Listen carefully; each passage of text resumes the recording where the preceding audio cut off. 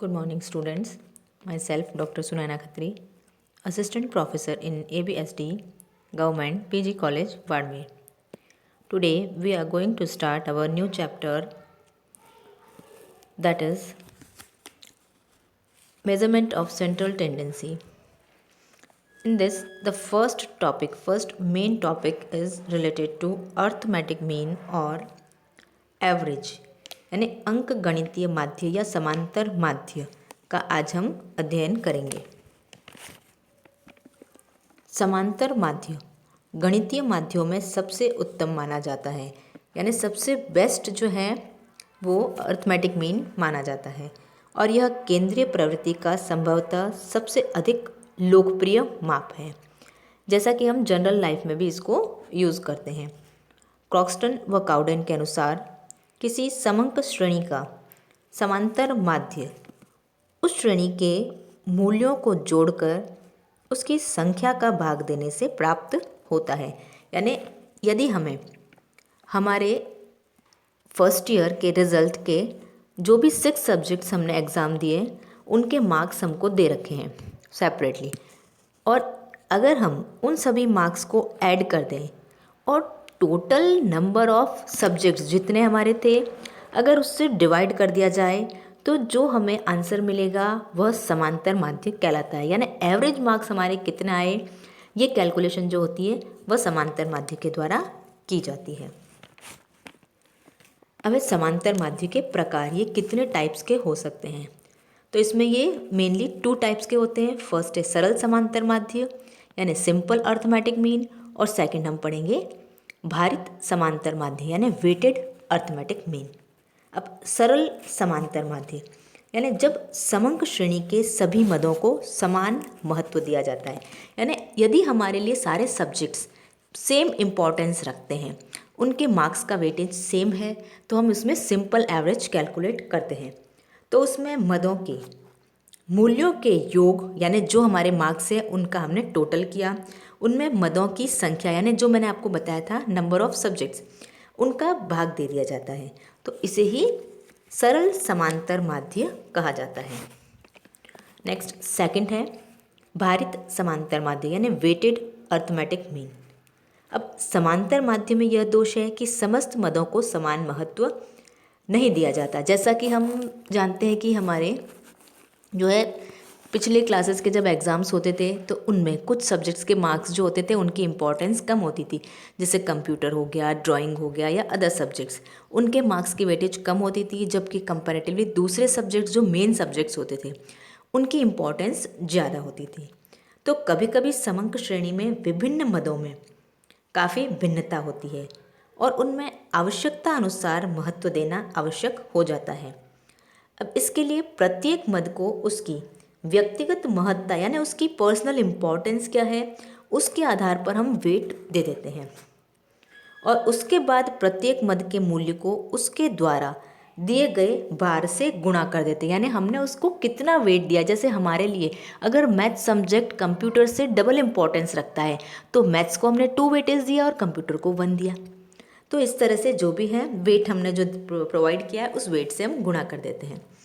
इस प्रकार गुणनफल जो हमने दोनों को मल्टीप्लाई करके जो वैल्यू जो है वो गेन की है, तो उस गुणनफल के योग में भारों का योग यानी जो हमने वेट लिए थे उन वेट की टोटल से डिवाइड करने पर प्राप्त होने वाली संख्या भारित समांतर माध्य कहलाती है। अब सरल समांतर माध्य यानी जो हमने पढ़ा था सिंपल अर्थमेटिक मीन, उसको हम किस किस मेथड से कैलकुलेट कर सकते हैं, तो इसको कैलकुलेट करने के लिए मेनली 2 मेथड्स यूज़ किए जाते हैं। फर्स्ट है डायरेक्ट मेथड यानी प्रत्यक्ष रीति, और सेकंड है शॉर्टकट मेथड यानी लघु रीति। अब सबसे पहले हम ये जानेंगे कि जो भी हम स्टैटिस्टिक्स में स्टडी करते हैं उसमें हम डेटा को 3 श्रेणियों में विभाजित करते हैं। पहला है व्यक्तिगत श्रेणी, दूसरा खंडित श्रेणी, और तीसरा होता है सतत श्रेणी या कंटिन्यूअस सीरीज। अब व्यक्तिगत सीरीज क्या होती है, तो हमारे लिए ये जानना ज़रूरी है कि व्यक्तिगत श्रेणी का मतलब जैसे अगर हमने क्लास के 50 स्टूडेंट्स के मार्क्स का एवरेज निकाला है तो जितने स्टूडेंट्स हैं उतने ही मार्क्स आपको गिवन होंगे सब्जेक्ट्स के अकॉर्डिंग।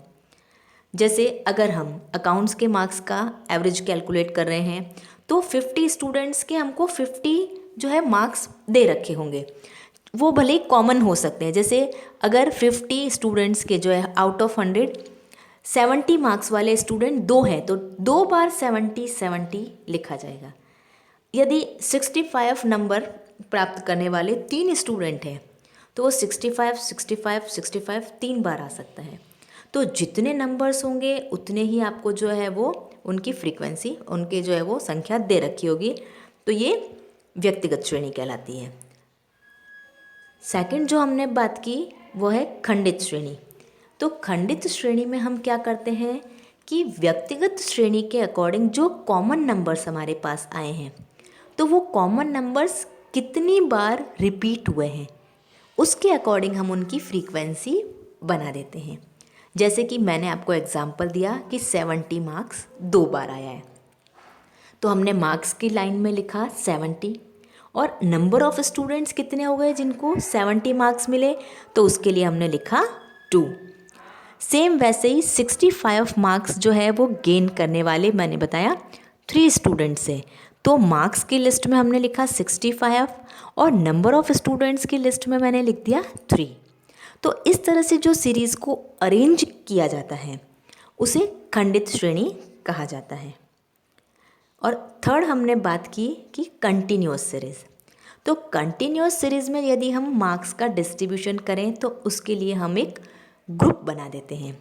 जैसा कि हमने क्लास के मार्क्स को अगर 10-10 के ग्रुप में डिवाइड कर दिया, यानी 0 to 10 मार्क्स लाने वाले स्टूडेंट्स कितने हैं, 10 to 20, 20 to 30, 30 to 40 and 40 to 50 और सो ऑन, यानी कि 90 to 100 तक ये इस तरह से चलता जाएगा। और इन ग्रुप में कितने स्टूडेंट्स हैं कि उनको इन ग्रुप के बीच में मार्क्स मिले हैं। तो अगर हम इस तरह से पूरी सीरीज़ को अरेंज करते हैं तो उसे कंटिन्यूअस सीरीज़ कहा जाता है। अब हम सबसे पहले व्यक्तिगत श्रेणी यानी इंडिविजुअल सीरीज़ में समांतर माध्य की गणना कैसे की जाती है उसको हम समझ रहे हैं। तो इसमें फर्स्ट मेथड हम यूज़ करते हैं डायरेक्ट मेथड यानी प्रत्यक्ष रीति। जैसा कि हम नॉर्मली यूज़ करते हैं वो डायरेक्ट मेथड ही होता है।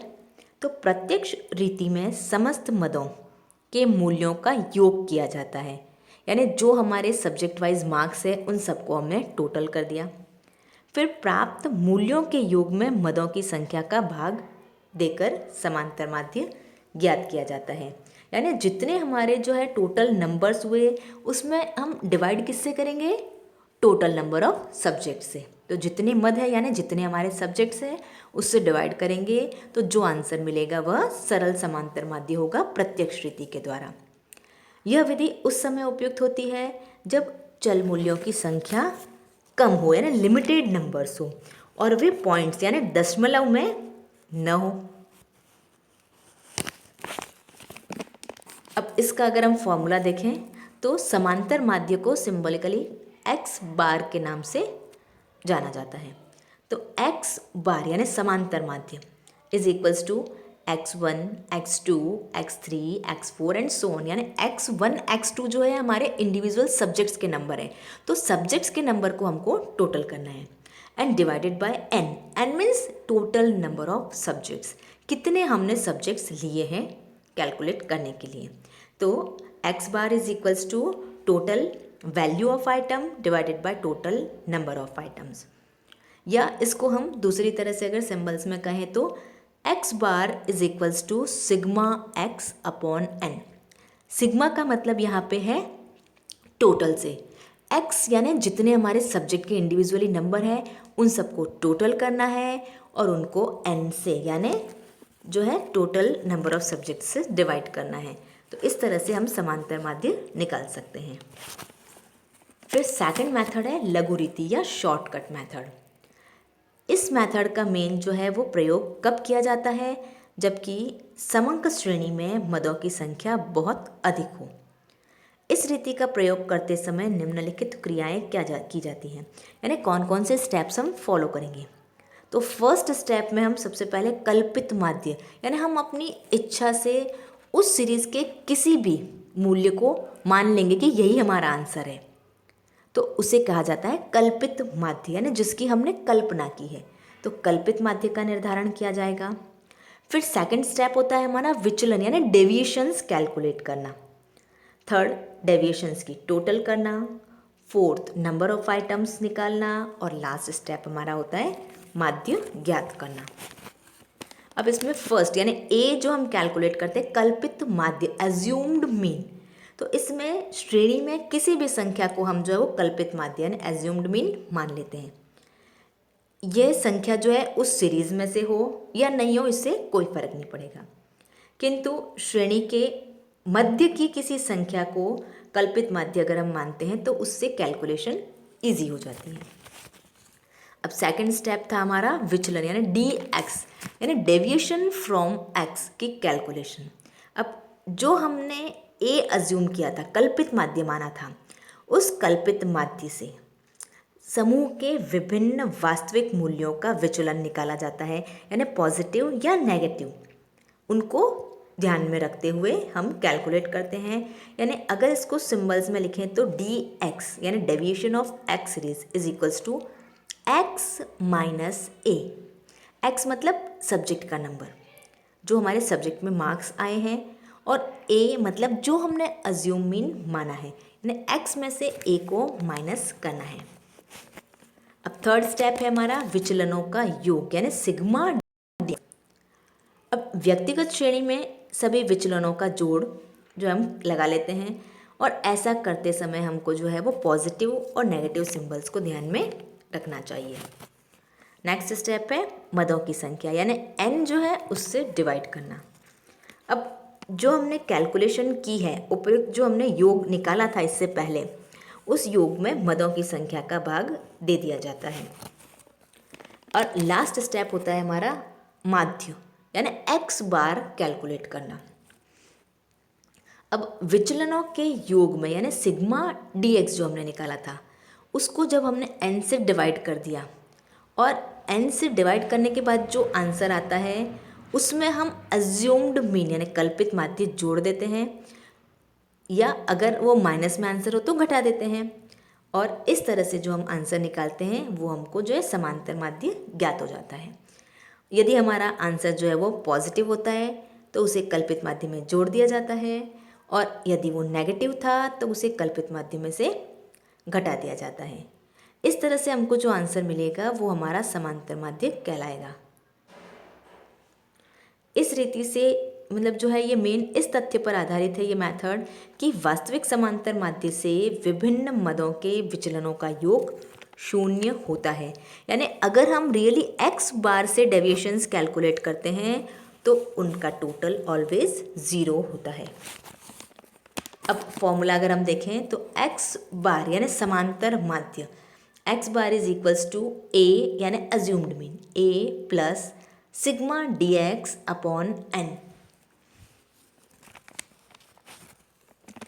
अब इसको एक एग्जाम्पल से हम सॉल्व करते हैं। जैसे अगर आपको यहाँ पे एक सिटी के 12 नंबर्स कैलकुलेशंस के लिए दे रखे हैं, इसको डायरेक्ट और शॉर्टकट मेथड दोनों से हम सॉल्व करेंगे। इसमें दे रखा है आपको रुपीज़ में वैल्यू दे रखी है 280, 180, 96, 98, 104, 75, 80, 94, 100, 73, 600 एंड 200। यहाँ टोटल नंबर ऑफ आइटम्स कितने हैं 12। अगर हम इन 12 जो नंबर हमको दे रखे हैं उन सबको टोटल करेंगे तो उसको क्या कहा जाएगा सिग्मा एक्स, यानी इन एक्स का सबका टोटल। सिग्मा का मीनिंग होता है टोटल। तो सिग्मा एक्स हम निकालेंगे यानी इन सबको ऐड करेंगे, और उसके बाद टोटल नंबर ऑफ सिटीज़ हमारी कितनी है 12। तो हम इस टोटल को 12 से डिवाइड करेंगे, और इसके बाद जो आंसर आएगा वो हमारा आंसर होगा अर्थमेटिक मीन का। अब जैसे यहाँ पे हमको सिंबल्स में वो इसको सॉल्व करके बताया गया है कि टोटल नंबर ऑफ आइटम्स जो हमको दे रखे हैं वो 12 है, और इसके बाद इसमें सेकंड कॉलम जो बना रखा है डायरेक्ट मेथड के लिए वो x के लिए है। अब x में जो हमारी सीरीज़ में जो नंबर्स थे 280, 180 उन सबको हमने कंटिन्यूअसली लिखा है, इनका टोटल निकाला। टोटल को क्या बोला है? Sigma x। सिग्मा x है हमारा 1980 और n था हमारा 12। अब अगर हम 1980 को 12 से डिवाइड करेंगे तो हमें अर्थमेटिक मीन का आंसर मिल जाएगा। अब सेकंड मेथड जो हमारा है वह है शॉर्टकट मेथड। अब शॉर्टकट मेथड में हम क्या करते हैं, किसी भी एक वैल्यू को हम अज्यूम मीन मान लेते हैं।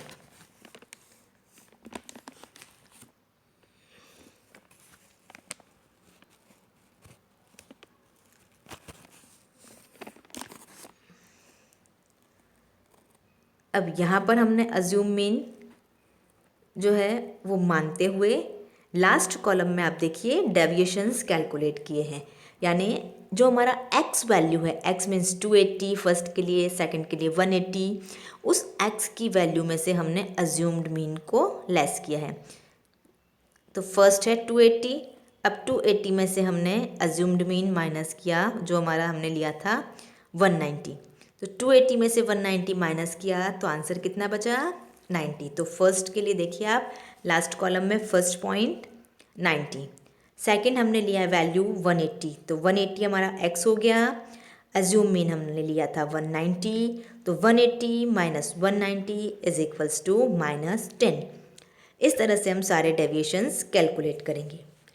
अब डेविएशंस कैलकुलेट करने के बाद इनकी टोटल लगाएंगे और इस टोटल को लिखा जाएगा सिग्मा dx। अब फॉर्मूले के अकॉर्डिंग हम सिग्मा dx को n यानी 12 से डिवाइड करेंगे और उसमें a को प्लस कर देंगे। a की वैल्यू जो हमने ली थी 190, तो 190 plus sigma dx divided by n। तो जो हमारा आंसर आएगा वो हमारा डायरेक्ट मेथड के आंसर से बिल्कुल मैच करेगा। अब नेक्स्ट है खंडित श्रेणी यानी डिस्क्रीट सीरीज। अब खंडित श्रेणी में समांतर माध्य की कैलकुलेशन जो है हम दो तरह से कर सकते हैं, उसमें भी direct method and shortcut method. Direct method के लिए जो फॉर्मूला है वह है x bar is equals to sigma f(x) upon n।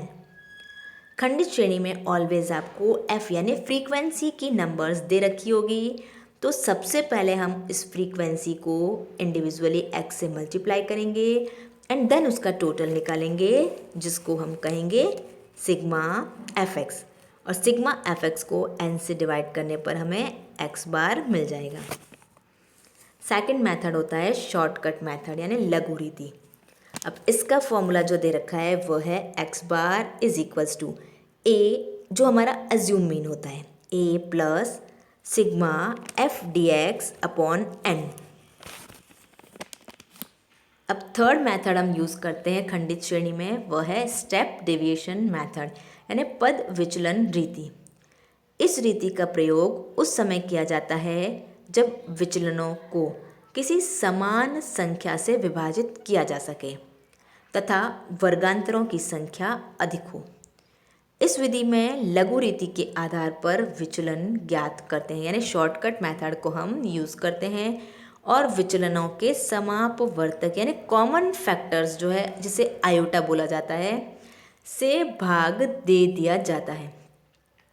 प्रायः इस विधि का प्रयोग समान वर्गांतर वाली श्रेणी में किया जाता है और इस मेथड से जो हम अगर क्वेश्चन सॉल्व करते हैं तो क्या प्रोसीजर हमको फॉलो करना है, तो उसके लिए सबसे पहले हमें फर्स्ट वर्गांतर के मध्य बिंदु, जैसे अगर आपको वर्गांतर यानी क्लास इंटरवल गिवन है जो हमारे पास में है 10 to 20, 20 to 30, 30 to 40 and so on, तो इस तरह से हम क्या करते हैं कि जो हमारे पास क्लास इंटरवल है उसका हम मिड वैल्यू कैलकुलेट करते हैं।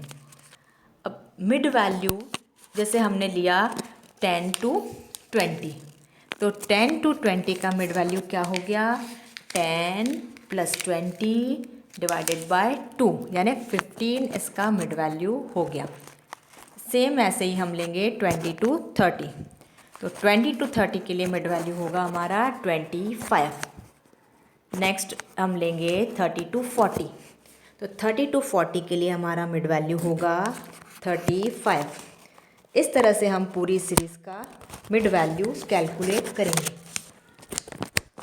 और मिड वैल्यू कैलकुलेट करने के बाद सेकंड स्टेप जो है वह हमारा होगा श्रेणी के लगभग बीच के किसी वर्गांतर के मध्य बिंदु को कल्पित माध्य यानी ए मानकर हम प्रत्येक वर्गांतर के मध्य बिंदु से विचलन ज्ञात करेंगे यानी dx कैलकुलेट करेंगे। अब ये कैलकुलेशन करते टाइम हमको पॉजिटिव और नेगेटिव सिंबल्स को ध्यान में रखना चाहिए। अब थर्ड स्टेप जो हम लेंगे वह इन विचलनों को ऐसी संख्या से विभाजित कर देते हैं जिसका सभी में भाग चला जाए।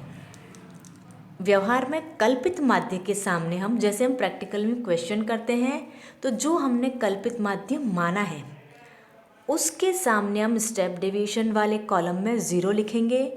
उससे जब ऊपर बढ़ेंगे तो -1, -2, -3 और नीचे की ओर जब बढ़ेंगे तो +1, +2, +3 इस तरह से सिंबल्स लिख देंगे। यही जो है सिंबल्स ये इनको हम स्टेप डेविएशन कहते हैं। अब इसके साथ ही पद विचलनों को उनकी आवृत्ति यानी फ्रीक्वेंसी से हम गुणा करते हैं और फ्रीक्वेंसी से गुणा करेंगे तो उसको कहेंगे एफ dx। एफ का मतलब फ्रीक्वेंसी और dx मतलब जो हमने अंतर यानी डेविएशंस कैलकुलेट किए। फिर इनका टोटल लगाएंगे जिसे कहा जाएगा sigma F dx।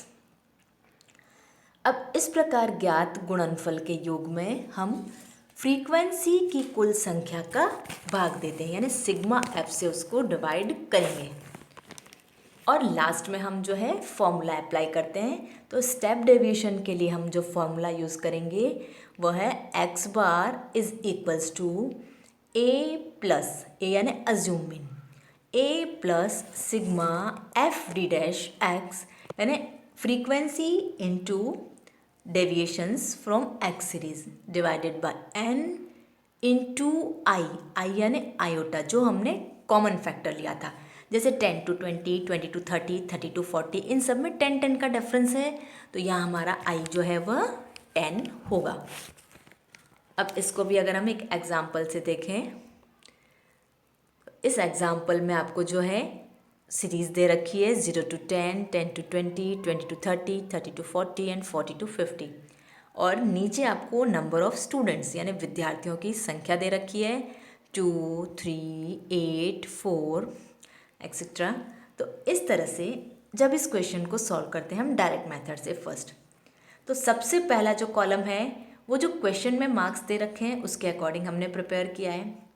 Second column जो हमने बनाया है वो मिड वैल्यू का है यानी 0 to 10 का बीच का पॉइंट सेंटर पॉइंट क्या है तो वो हम कैसे निकालते हैं 0 + 10 डिवाइडेड बाय 2 यानी इसका आंसर क्या आता है 5। तो सेंटर वैल्यू हो गई हमारी 5। अगर हम सेकंड लेते हैं स्टेप तो उसमें जैसे 10 to 20 तो 10 to 20 का मिड वैल्यू निकालने के लिए 10 + 20 डिवाइडेड बाय 2 यानी 10 + 20 30, 30 डिवाइडेड बाय 2 यानी 15। इस तरह से हम सारे मिड वैल्यू निकाल लेंगे जो कि आंसर है 5, 15, 25, 35, 45। अब डायरेक्ट मेथड से सॉल्व करने के लिए थर्ड कॉलम जो हमने प्रिपेयर किया है वो है नंबर ऑफ़ स्टूडेंट्स जो क्वेश्चन में आपको गिवन है, जैसे 2, 3, 8, 4, 5। अब हम क्या करेंगे इन नंबर ऑफ़ स्टूडेंट्स का टोटल लगाएंगे जो हमारा होगा सिग्मा एफ। इसके बाद जो हमने फोर्थ कॉलम प्रिपेयर किया है वह मिड वैल्यू यानी x और f को मल्टीप्लाई करके किया है। तो 5 × 2 10, 15 × 3 45, 25 × 8 200 इस तरह से हमने fx कैलकुलेट किया है। फिर fx का टोटल लगाया हमने 530। अब लास्ट में हम फॉर्मूला अप्लाई करेंगे तो x bar is equals to sigma F X upon n यानी x bar is equals to 530 divided by 20। तो हमारा आंसर आ जाएगा। अब नेक्स्ट मेथड इसी में सॉल्व किया गया है वो है शॉर्टकट मेथड। जैसा कि मैंने बताया कि शॉर्टकट मेथड में हम किसी भी x को हमारा अज्यूम मीन मान लेते हैं। मोस्टली मिड वैल्यू जिसका जो आपका सेंटर पॉइंट होता है उसको हम x मानते हैं तो बेटर रहता है। अब यहाँ पे हमारे पास में जो x दे रखे हैं 5, 15, 25, 35, 45, तो हमने a किसको माना 25 को, तो जिसको हमने a माना है उसको हम 0 लिख देते हैं, उसके ऊपर के डिफरेंसेस निकालेंगे और नीचे के डिफरेंस निकालेंगे, यानी 25 माइनस 15 तो आंसर आया -10, 25 माइनस 5 तो आंसर आया -20, 25 माइनस 35, 35 माइनस 25 तो आंसर आया +10, 45 माइनस 25 आंसर आया 20। यानी जो हम dx निकालते हैं उसका फॉर्मूला क्या है, dx is equals to x minus a, यानी x हमको जो मिड वैल्यू दे रखी है वह x है और a हमारा क्या है 25, तो सारी वैल्यू में से 25 को माइनस करना है। अब उसके बाद हम क्या करेंगे कि जो हमारा dx निकला है उसको f से मल्टीप्लाई करेंगे, जैसे dx है हमारा -20 और f है 2, तो -20 इंटू 2 -40। नेक्स्ट है -10, ये है dx और f है 3, तो -10 इंटू 3 इज इक्वल्स टू -30। तो इस तरह से सारे हम f dx कैलकुलेट कर लेंगे। अब एफ डी एक्स निकालने के बाद सेम मेथड वही हम फॉर्मूला अप्लाई करेंगे, तो इसका फॉर्मूला है X bar is equals to A plus sigma F D X upon N. यहाँ ए हमारा है 25 plus sigma F D X जो है प्लस का 30 डिवाइडेड बाय एन या सिग्मा एफ जो है 20, यानी 25 प्लस 30 डिवाइडेड बाय 20। इससे जो आंसर आएगा वह हमारा डायरेक्ट मेथड के बराबर होगा। इसी क्वेश्चन में हमने थर्ड मेथड यानी स्टेप डेविएशन मेथड को भी समझने का प्रयास किया है। अब स्टेप डेविएशन मेथड में जो हम चेंजेस करते हैं वह सिर्फ कॉमन फैक्टर का है। शॉर्टकट मेथड में जो हमने डेविएशंस निकाले थे वह थे 0, -10, -20, +10, +20। तो हम देख रहे हैं कि सब में 10 का डिफरेंस है, तो हम यहाँ पर आयोटा जो हमारा है उसको हम 10 मान लेते हैं और 10 से हर एक वैल्यू को डिवाइड करेंगे तो सेंटर वैल्यू हमारी होगी 0 और उसके ऊपर की साइड -1, -2 और नीचे +1, +2। ये हमारे d-x कैलकुलेट हो जाएंगे। अब जो हमने लास्ट कॉलम लिया है वह है एफ डी डैश एक्स। अब ये जो हमने डेविएशंस निकाले उसको फ्रीक्वेंसी से मल्टीप्लाई करेंगे, यानी -2 into 2 is equals to -4, -1 into 3 is equals to -3, 0 into 8 is equals to 0, 1 into 4 is equals to 4, +2 into 3 is equals to 6 और उसका टोटल लगाएंगे वो होगा sigma F D dash X. अब इसके बाद हम फॉर्मूला अप्लाई करेंगे जो है हमारा x bar is equals to A plus sigma F D dash x upon n into i. यहाँ पर ए हमारा है 25 plus sigma F D dash x है टोटल हमारा, ये देखिए आप 6 + 4 10, 10 - 7 3, तो प्लस का 3 जो है हमारा sigma F D dash x, तो +3 डिवाइडेड बाय एन, एन है हमारा 20 और लास्ट में इंटू आई जो हमने लिया था क्लास इंटरवल की सेम वैल्यू जो है वह है 10। तो इस तरह से जो आंसर आएगा वह भी डायरेक्ट मेथड के बराबर होगा, यानी हम किसी भी मेथड से सॉल्व करें आंसर सेम आएगा। आपको नेक्स्ट सीरीज़ में इन सबको सॉल्व करके बताया गया है और इसके साथ ही आपको एक एग्जाम्पल और दिया गया है, उसको भी आप स्टडी कर सकते हैं।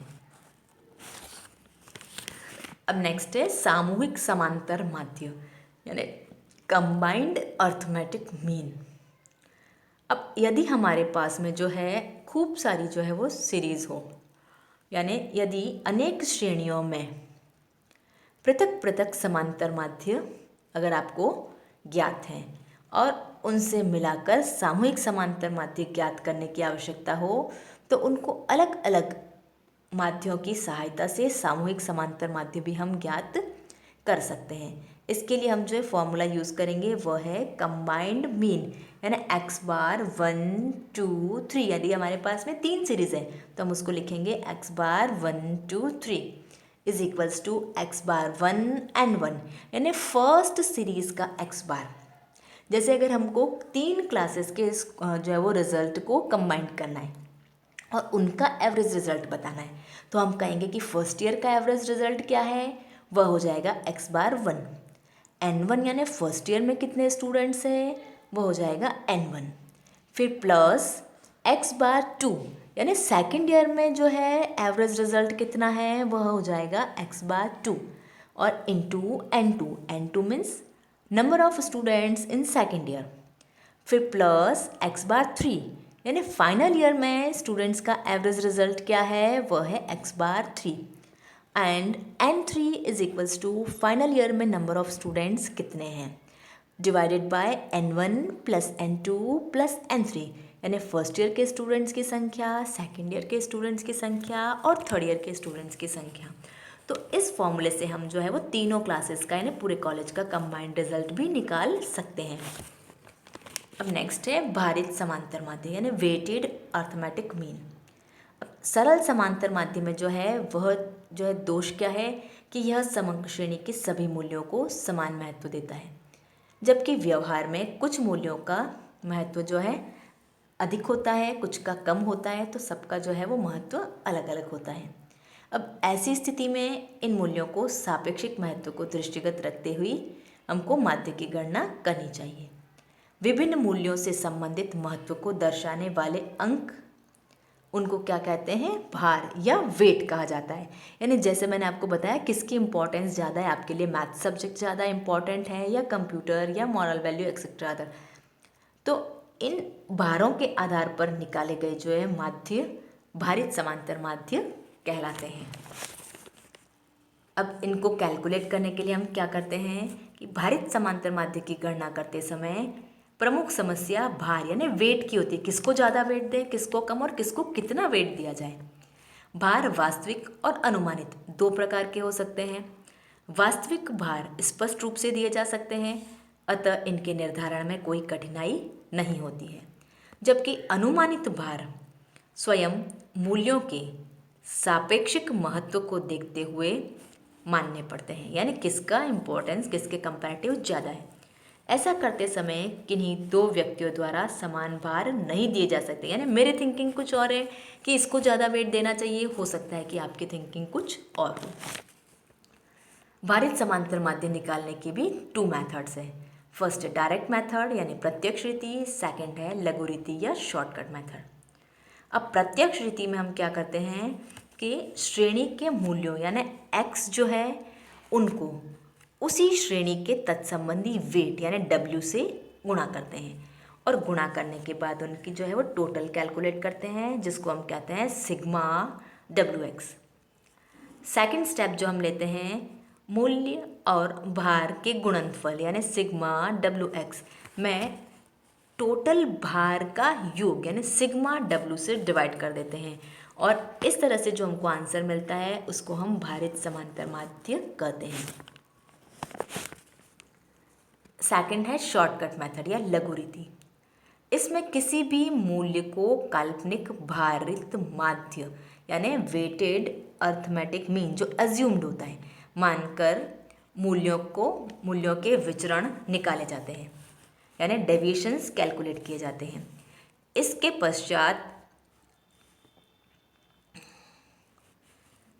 पश्चात हम क्या करते हैं कि उनको तत्संबंधी भार से गुणा करके गुणनफल ज्ञात करते हैं और लास्ट में हम जो है वह भार के योग से उसे भाग देकर जो मूल्य प्राप्त होता है उसे कल्पित माध्य में जोड़कर भारित माध्य ज्ञात किया जाता है। जैसे सिंबल्स हम लिखे तो x bar w is equals to a plus sigma w dx upon sigma w। इसे भी एक जो एग्जाम्पल से समझाया गया है जिसमें आपको अलग अलग आइटम्स यानी फूड, लाइटिंग, क्लोथ अदर आपका जो है हाउस रेंट, मिसलेनियस, ये आइटम्स दे रखे हैं और नीचे इनके वेट प्रोवाइड कर रखे हैं, यानी कौन सा हमारे लिए कितना वेट रखता है। अब इसको सॉल्व करने के लिए जो टेबल दे रखी है, इसमें फर्स्ट जो है हमने लिया है डिस्क्रिप्शंस उसका कि किस चीज़ पे खर्चा किया गया है। सेकंड जो हमने लिया है वह इनकी वैल्यू। थर्ड हमने लिया है वेट। नेक्स्ट कॉलम में हमने x और w को मल्टीप्लाई किया है, यानी x इंटू डब्ल्यू। फिर x इंटू डब्ल्यू का जो टोटल आएगा सिग्मा WX, उसको हम सिग्मा W से डिवाइड कर देंगे, तो देन हमको जो है वो वेटेड एवरेज मिल जाएगा। सेम इसे शॉर्टकट मेथड से भी सॉल्व किया गया है। इसके बाद एक एग्जाम्पल आपको और दिया गया है, उसे आप देख सकते हैं। Thank you.